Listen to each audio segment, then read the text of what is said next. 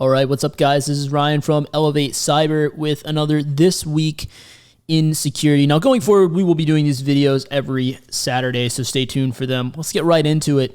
A number of pretty interesting information I found this week when it comes to the cyberspace, and no surprise there. There's always crazy stuff going on. But we'll start with this article here. Experts detail a recent remotely exploitable Windows vulnerability. So essentially, the vulnerability here that they have found is more of like a protocol-based, Windows protocol-based vulnerability. This one having to do with Windows NT LAN Manager, NTLM. You guys might be kind of familiar with that. And yeah, it's kind of advanced in how like the vulnerability was discovered. It relies on kind of understanding how the protocol works and exploiting the protocol. But it's just pretty interesting, right? Because NTLM has been around for a very long time at this point, and Windows has been around for a very long time. It goes to show you, still to this day, vulnerabilities are being found on these older technologies, and this is why it's so important to, if you're dealing with software, especially, this was more of a protocol-based thing, right? But if you're dealing with software, you want to make sure you keep that software up to date, because these vulnerabilities are found way after the fact. Like, who knows how long this has been in the wild. And here's another thing to consider, along with that, is that, if you use deprecated software that they're not doing updates to anymore, or, whether it be, a protocol that's no longer updated, or a piece of software, whatever the case may be, an operating system that's out of date, you're putting yourself, you're introducing a lot more risk, because these vulnerabilities, the attackers are working around the clock. They're still discovering these things continuously. And even still, right? Like, I wonder how long this vulnerability has been a 0 day, like out there, like on like the black market and stuff, because there's a whole, that's a whole nother thing, right? There's tons of 0 days out there, and the kind of like the underground community that attackers know about, and who knows how long, and they're not discovered until like someone on like the more white hat side, like security researchers and stuff like that, discover them. That's when they're made public like this, and patched and everything. But there's still lots of, this was probably a 0 day for a pretty long time. So just understand that the risks that are involved with anything, really, and be willing to accept whatever you feel is right for you. Everyone has a different risk appetite, most definitely, but just something to be aware of when it comes to remotely exploitable Windows vulnerabilities like this. Talking about bypassing security features and stuff like that. That can be potentially pretty lucrative for an attacker, right? Because you're able to do it remotely, like the name implies. You don't even have to have physical access to that system. So definitely things like this, with the more functionality and everything, also brings in more potential room for exploitability. So just keep that in mind. We'll move on here. This one, MRB miner, crypto mining malware links to Iranian software company. Now, guys, I know some of the crypto videos that I've come out with recently, the cryptocurrency stuff, they've not been as popular as my other content, but look, we're seeing every time I've done This Week in Security, there was some kind of some kind of article that has related to, cryptocurrency being used, whether for malware, extorting money from people, and all kinds of stuff like that. This stuff is not going anywhere. It's going to be really a huge advantage to you to have a basic understanding of this stuff, how it works, what's useful about it. And you're just continuing to see week after week more news that has to do with cryptocurrency. Now, in the case of this is the way that a lot of attackers carry out their campaigns. In this case, this malware, you just sort of scan the internet for MySQL server, like MySQL databases, right? And I'm assuming there was probably some kind of vulnerability in that, or maybe even here's kind of like the way they, I know this looks kind of crazy, but this is kind of how everything links together here. So they're looking for an admin account. Oh, okay, here we go. So basically, they're scanning the internet for MySQL servers that are using the admin account with some of the known weak passwords.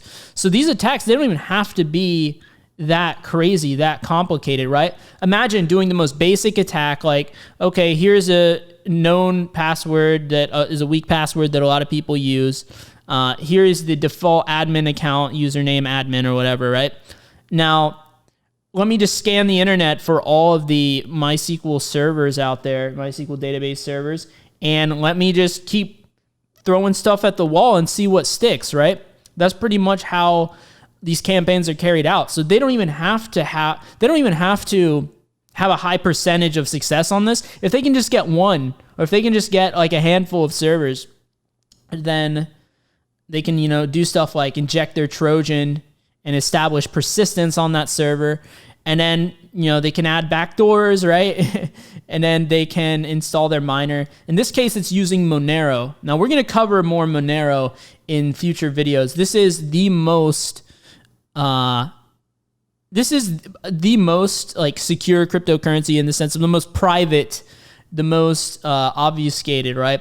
If you want to send cryptocurrency back and forth and you want to be very discreet about it and you don't want people to know how much, you don't want people to know like that you're the one sending and receiving it, and you don't want them to know how much you're sending and receiving, this is what you're going to use here, Monero.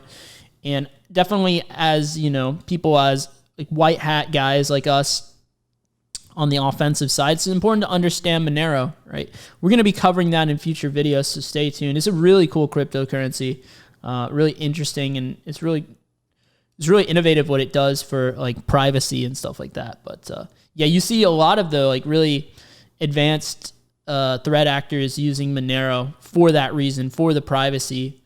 Yeah, it makes it harder for them to be discovered. But yeah, that's all I'll say on that one. Now, one of the big hacks that has happened recently that I'm sure pretty much everyone's heard about is the SolarWinds hack. Now, if you're not familiar with SolarWinds, that's why I have this article up here, or this Google search up here, just so we can make sure everyone's on the same page. Basically, it's an American tech company, develops software for businesses, helps them manage their networks, systems, and information technology infrastructure. Okay, so with that being said, if your company provides all these services, they probably have a lot of clients. In particular, if they're providing these types of services and you breach them, that's probably going to be pretty bad for a lot of companies, right?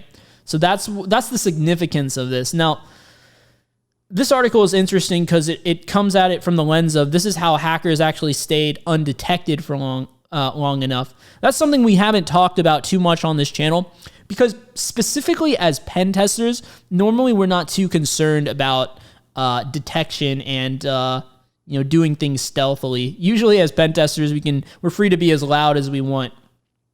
But most certainly, if you're interested on some of the other areas of the offensive side, like say red team, and you're actually really simulating that threat actor in the sense that you're going to have to be stealthy and stuff as well, kind of seeing, taking examples from the real world like this can be beneficial. And it's something I would like to cover more in future videos as well. Now, this is honestly a pretty in-depth article as far as like what it covers with this. So this could honestly be a whole nother video in itself, but I just wanted to give a basic, show you guys basically what was going on. So with this SolarWinds attack, I'm going to zoom in a little bit just to make sure you guys can see this okay. Hopefully it's not too blurry for you guys. But, a lot of these attacks, like the ones that are really advanced, the advanced persistent threat ones, if you will, we're talking like multiple years that the attack played out basically.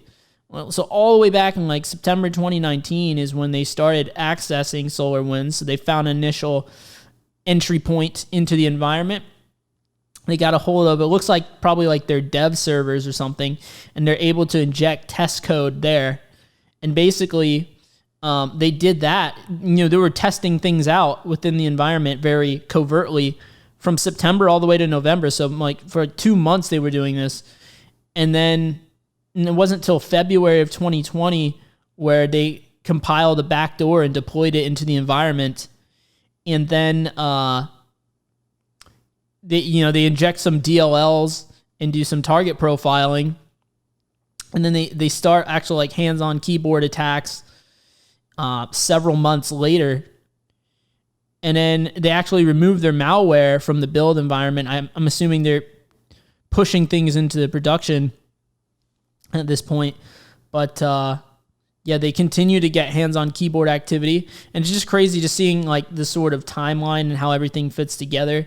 And it wasn't till December 12th, literally a month ago, that the supply chain attack was even disclosed, right? And so when you have these type of attacks, a lot of times you're talking command and control, C2. That's what C2 stands for if you're not aware, command and control. Basically, these are servers where once the attacker takes over their target, they'll install like an agent on that system that will communicate back to their command and control servers those are the servers that they own externally in their own environment. And from these command and control servers, they can actually, command and control the servers that they have their agent installed on. So one of the most popular, there's many frameworks for this, and some of them we've actually used on this channel before, but the most popular one, I didn't know I could go into the screen here, but the most popular one is one known as Cobalt Strike. That one is like a paid one. There's some good free open source ones as well that I've played around with on this channel, but pretty interesting stuff. Basically, backdoor. Hang on, I don't want this to be too zoomed in here because it's kind of hard to. My picture will be covering it. Let's start over here. So backdoor connects to initial C2, sends gathered info. Cobalt Strike is downloaded from a second C2. And then remote control via Cobalt Strike beacon. And beacons are just basically the agent that communicates back to the Cobalt Strike C2 server, if I'm not mistaken. And so it all involved a hands-on keyboard attack on-prem. So pretty interesting here. You can look more into this to see like all the fine details. I think there's one other thing I wanted to touch on with this article. Yeah, they're talking about like a 2-month-long reconnaissance period to profile targets and stuff like that. Something requires a stealthy persistence to remain undetected and collect valuable information. So this is basically what I'm talking about here is, when we go for OSCP and do all these like CTFs and stuff, we expect to get it like that. But what you got to understand is in the real world, that's not how it plays out, especially if you're trying to be stealthy and stuff like that. You're not going to just recon something in like 20 minutes. So next time you're struggling on OSCP because you spent a whole day and you didn't get the box, just understand that in the real world, this is how it normally looks. It's not an instant thing like 20 minutes and I pop the box type of thing, right? We're talking months long, in some cases years long of like recon and constantly, working towards getting that foothold before you actually do anything fruitful. So something to keep in mind. Hopefully that's a little motivating for you guys. This video is getting kind of long. Let's try to wrap up here. Hackers accidentally expose passwords stolen from businesses on the internet. Now, this is interesting, right? Because a lot of times we have articles about internet or about companies leaking their own credentials on the internet, but, hackers, sometimes they are the ones that do vulnerable things. But in the case of this, it really hurts the companies that were breached more than anything. I don't know why this is kind of stuck here, but okay, here we go. So essentially what happened was there's some threat actor, some APT advanced, or no, not advanced persistent threat. This is actually advanced threat protection. Essentially, there was a threat actor, right? They've gotten a lot of credentials from various companies, username, passwords from different employees at different companies. And they used Microsoft Azure to store the usernames and passwords that they had collected. Now, where they went wrong is the file they stored it on was a file that that allowed Google to index it. So what that means is that the Google crawlers that crawl around the internet and index pages, they actually picked up on this page, and what that meant was you could actually find the username passwords just by typing in the right search terms into Google. So effectively, all this username password data was available publicly if you knew where to look. And now here's where stuff like Google dorking comes into play. You can get really precise on your Google searches. That's something that we can cover. I think it'll be really helpful for you guys to know this. They actually cover it in the OSCP lab guide. So if any of you guys done that, you know what I'm talking about. But yeah, so they did not store these passwords correctly. And as a result, not only was these username password data, confiscated to begin with, now it was available publicly, not just to the the dark web or whatever, right? So yeah, even attackers can make these mistakes sometimes. And when they do, it can be even more dangerous than if a company makes the mistake. Right. So moving right along, 70% of apps for the manufacturing sector spent all of 2020 with at least one security flaw. The reason this is interesting is, manufacturing is not going away. You need factories to create physical products. Even though we are very much in a digital world, there will always be a demand for some kind of, physical product. The problem is a lot of the equipment, the technology that it's running on are really vulnerable to stuff. I know this personally because I used to work for a company that was in the manufacturing sector, when I was doing the same job as well, like as a pen tester. And I will tell you that in manufacturing, it's a different mentality. It's a different mindset. It's basically all about what is like the most we can get for our dollar, right? What is it's all about like saving money and cutting costs, right? We want the biggest price gain as possible, right? Maximize profits, minimize maintenance costs on stuff, right? So with that being said, security is often an afterthought there. So you're running on, not to mention that in these factories and stuff, they're normally running tons of IoT devices, and IoT devices, they try to cut corners when it comes to cost. So that's where this stuff really can come back to bite them. And we've definitely found in my previous job a lot of serious vulnerabilities within our manufacturing sector. So just something to be aware of. This is a big problem in this industry. And now this one was a bit disturbing. We're going to end this on a slightly disturbing note. ADT hacks home security cameras to spy on women. So there was some ADT former employee who actually was using all the customers. He had access to everyone's home cameras, anyone that had ADT, and he was actually using that and spying on couples having intercourse and stuff. It was a really weird, disturbing article. I've seen this on multiple sites now. The Threat Post one is the one that I have open at the moment. But yeah, that's just one thing. You want to be safe and you want to use technology to make your life better, right? Like by having security cameras at home, and that can be a good thing. But understand there's always a trade-off with having certain functionality. Also opens you up to other potential threat vectors, if you will. And I guess this was one such one. Apparently the ADT employees have access to your cameras, and I'm willing to bet if ADT has access to your camera feed, a lot of these other home security systems also have access to your cameras as well. So this guy just happened to be caught. Who knows if there's any other people at other home security companies doing the same thing and they just haven't been caught yet. You don't know. So that's like kind of disturbing, and definitely something to keep in mind if you have any home cameras of your own. Maybe don't put them in your bedroom. Maybe, if you're kind of following what I say in the sense that like you're going to come up with your own risk profile, you want to still be able to use the best of what technology has to offer, but at the same time, you want to kind of protect yourself, more than the average person. Maybe you meet in the middle and say like, I still want to have this home security system, these cameras, because I think it could be a benefit to me, but I'm just not going to put them in my bedroom, right? Or like in the bathroom or something like that. You know what I mean? So, I don't know, just something to keep in mind, something to be aware of, most definitely. So yeah, I know this video is kind of long, but there were some pretty interesting articles I definitely thought. Let me know what you guys think down in the comments section below. Be sure to subscribe if you're enjoying the content so far. I definitely enjoy making these type of videos. I plan on continuing to make this type as well. So hit the like button if you liked it, and I will see you guys in the next video.